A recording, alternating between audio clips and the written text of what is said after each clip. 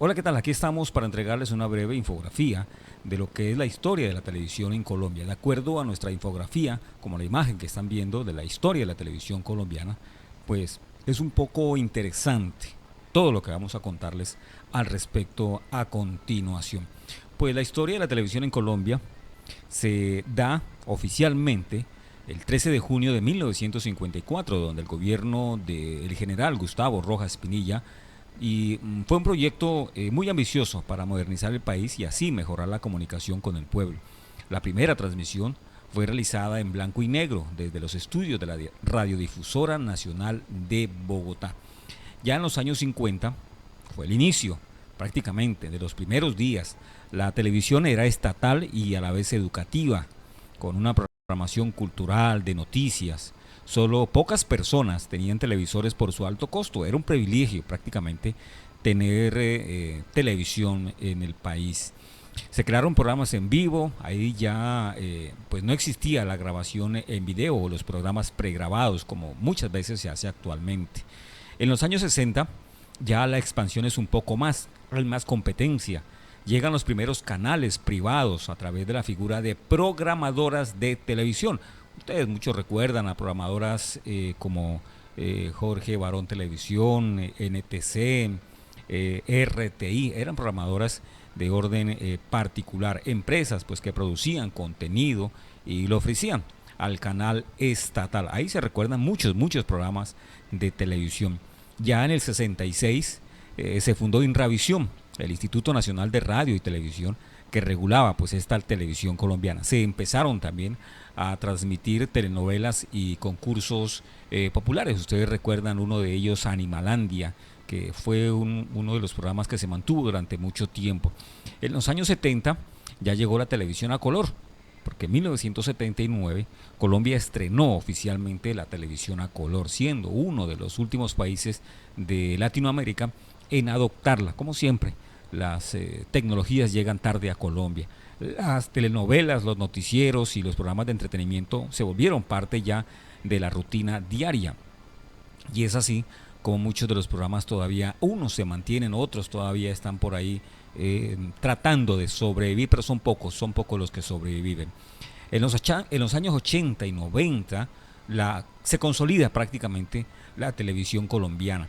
Crecieron las producciones nacionales como novelas que marcaron esa época, como Café con aroma de mujer, Gallito Ramírez, las más recordadas, Escalona. Ustedes recuerdan pues Gallito Ramírez con Carlos Vives, con otros grandes artistas, actores de Colombia. Escalona también, que fue una de las grandes telenovelas del país. En 1991 se constituye lo que es la Comisión Nacional de Televisión o CNTV para democratizar y regularizar la televisión colombiana. En el 98 nacen Caracol y RCN Televisión como canales privados, iniciando la competencia ya directa entre las cadenas privadas y las cadenas estatales. Recuerden que los dos únicos canales privados que existían en los 90 eran RCN Caracol. Ahora ya hay otros canales privados como el Canal 1 y otros también que están tratando de hacer esa competencia. Y ya en el siglo XXI, pues la digitalización y las plataformas, también a partir del 2010 se implementa la televisión digital terrestre, mejorando la calidad de imagen y sonido. Las producciones colombianas comenzaron a ganar prestigio internacional. Novelas como Yo soy Betty la Fea, sí, Betty la Fea, fue la que sin lugar a dudas marcó ese hito a nivel internacional y se convirtió en un fenómeno global. El streaming y las plataformas como Netflix pues cambiaron los hábitos de consumo, obligando a los canales tradicionales a tratar de innovar. En resumen, la televisión en Colombia ha pasado de ser un lujo pues exclusivo de los años 50 a convertirse en un medio masivo de entretenimiento, de educación y de cultura. Del lado crítico, pues la pantalla chica en Colombia ha reflejado la identidad del país, pero igualmente ha formado estereotipos y conductas. Las parrillas de canales públicos y privados apoyan los relatos regionales, como las novelas que idealizan lo rural o las narcoseries que simplifican la violencia. Los programas tipo Yo me llamo o Masterchef generan división masiva, aunque se les critica por impulsar la competencia individual. La televisión ha jugado un rol clave al moldear la opinión pública, sobre todo en momentos de crisis política. En etapas presidenciales es importante los informativos que dan más fuerza a esos mensajes oficiales o a veces que han actuado como balance de ese poder.